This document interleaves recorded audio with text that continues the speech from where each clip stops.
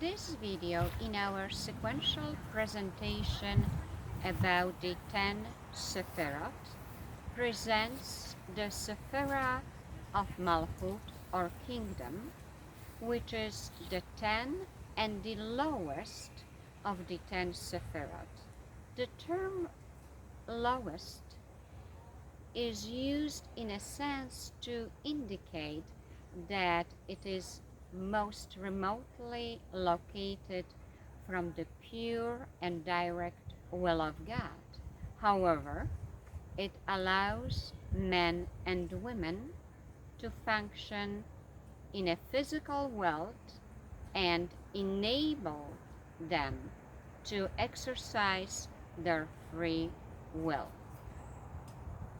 The ultimate purpose of God's will is to bring souls down, and that is only possible through that creative partnership between men, women, and God.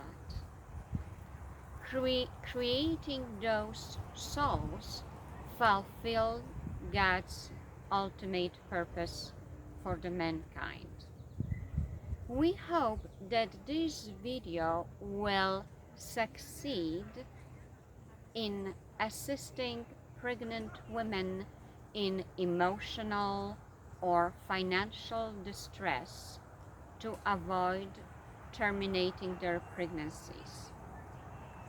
We hope that this video will hasten the redemption and ultimately the coming of the Messiah.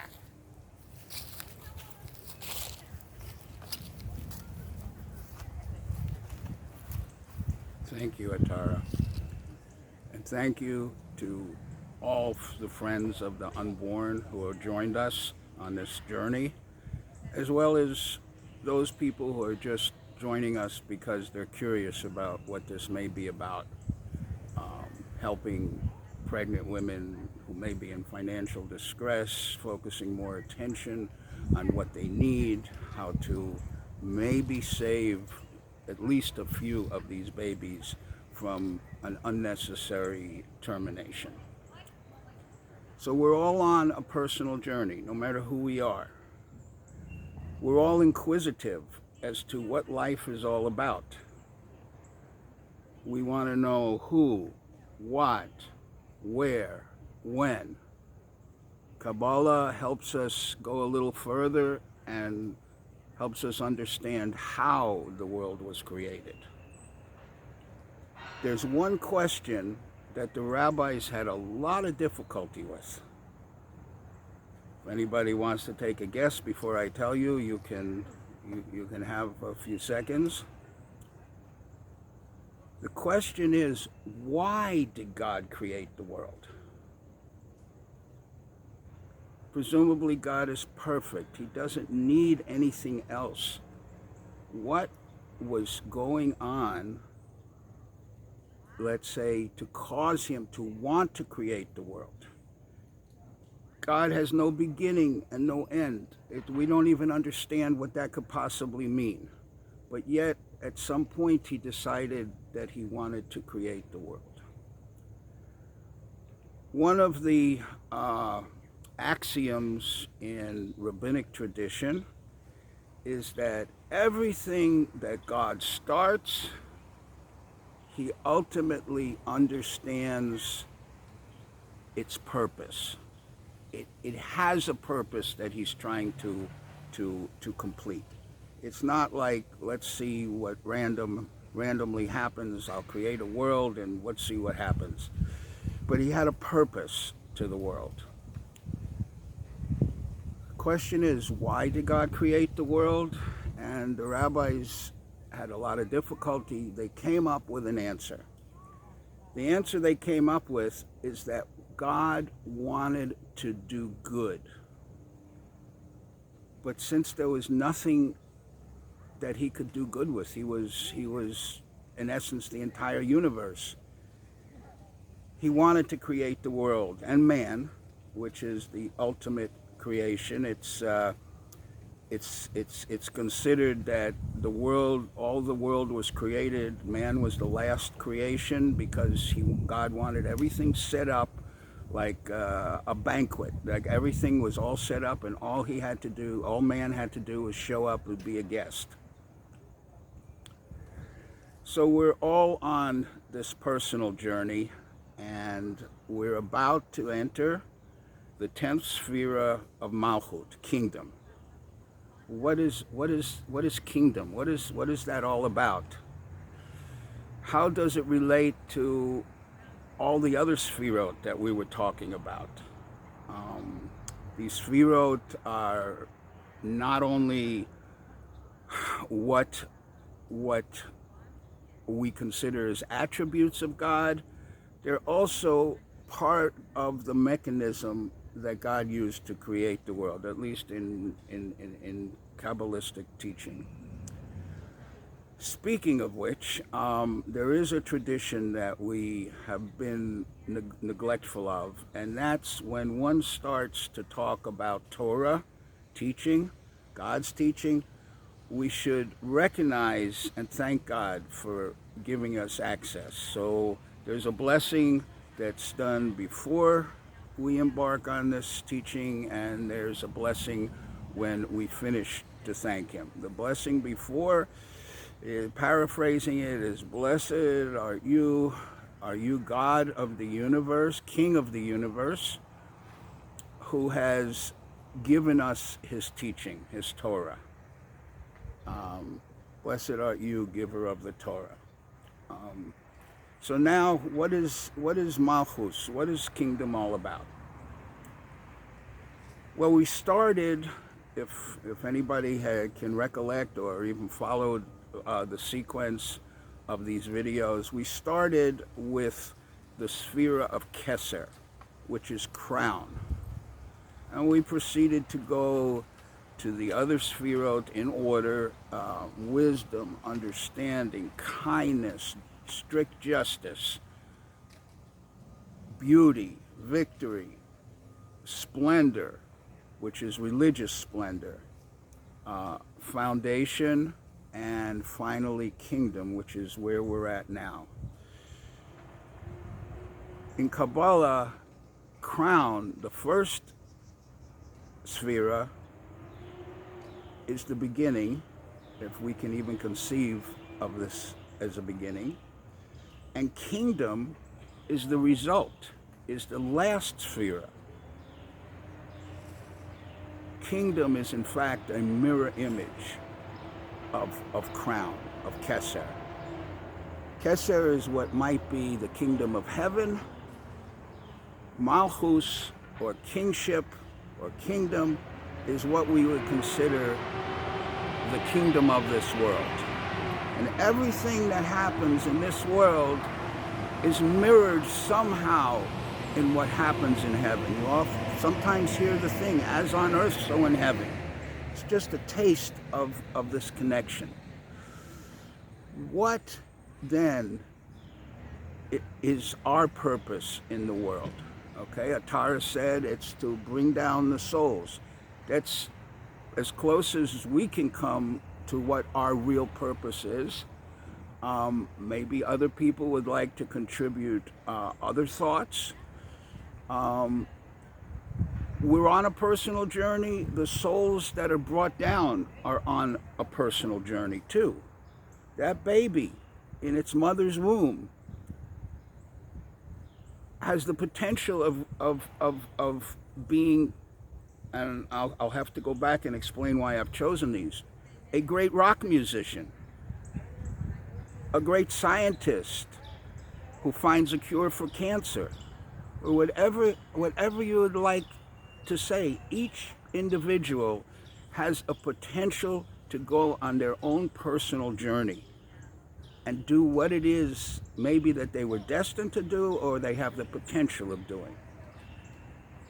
One of those individuals may actually be the Mashiach, the Messiah. We don't know who, we don't know when, we don't know how, but we at least in traditional Judaism, and we like to accommodate all the religions, there is this feeling that these individuals who have their destiny and their souls have been given the chance to come to this world for a purpose. So in this kingdom, we try to understand why God did this, create the world, what our purpose is, what we can do to help achieve this potential. Now, I said I would go back and explain why I chose the examples. Well, it's easy to understand why, if someone has the potential of curing cancer, that's important. But why would I pick a rock musician as a possible candidate for an unborn child to achieve his potential? And it's precisely because every individual has a journey that's personal to them. I hesitate to tell the story because it's too long, but I'll try in a brief form to explain what happened, why I picked a rock musician. There was a rock musician and his girlfriend that had gone to an abortion clinic. I was there. I was in front of the abortion clinic, legally spaced, and with a group of Christian prayer warriors who were praying for, something to help maybe stop the abortions or reduce the abortions or help the people come to a different conclusion. Anyway, this couple went in. We had no idea who they were. The man came out and smoked a cigarette in front of the abortion clinic. Nothing unusual. He was just leaning against the wall. And it was pretty obvious that his girlfriend was in there having the abortion. He decided to come down to where this small group of pro-life people were standing. And it happened that I was wearing a yarmulke. I was the only Jewish person there. It happened that he was Jewish, so he wasn't afraid to approach me. So, he comes in, he was, a solid person, and he was still smoking a cigarette, and he's asking me what's going on. And I explained to him that this is a group that comes, it's a pro-life group. He knew what it was. And they pray that somehow these abortions will end, will be reduced, whatever. So he's so quiet. He says, this is our choice. We feel that this is the right thing for us to do. And I said something that came out of nowhere. I said, well, what if this baby was destined to become a famous rock musician? And you could have knocked this person over by touching them. They froze. They turned white. His eyes opened wide. He ran back in the clinic. He evidently, afterwards, he debriefed us and explained what had happened. He tried to go and stop the abortion because even his girlfriend was not 100% on board, even though that's why they went that day. Anyway, the abortion clinic told him it was too late. There's a moral to the story. They lie about that. And I have that directly from the doctor who was at the abortion clinic at the time. They tell all the patients that it's too late, even if it's not. That's not the purpose of the story. The purpose of the story was to say that he and his girlfriend were rock musicians. Out of nowhere, I said, maybe this child will grow up to be a rock musician, and it went deep down into his heart. He had a chance to talk to his girlfriend. His girlfriend changed her mind and said, you know what? Maybe we shouldn't have an abortion. Anyway, the abortion, the clinic wouldn't let them out, even if they could have. Maybe it wasn't too late, but anyway, they came out after a while, quite a while, and they were very depressed. They were almost crying. And it was such a sad thing to see. We don't understand what that child might be destined to do. It was just a coincidence that they happened to be rock musicians, but it hit home with them that maybe this wasn't the best thing for them to do, even though it would have affected their careers and whatever. Okay, so enough of that. We are in the level of Malchut's kingdom, and there's a hymn. It appears in two places in the Bible. It's your kingdom is an everlasting kingdom, and your dominion is for all generations. So, Atara, will you come and we'll try to give a rendition? Malchutcha, Malchut kol Olamim, umemshaltecha bechol dor vador. Malchutcha, Malchut kol Olamim, umemshaltecha bechol dor vador. Malchutcha, Malchut kol Olamim, umemshaltecha bechol dor vador. Malchutcha, Malchut kol Olamim, umemshaltecha bechol dor vador.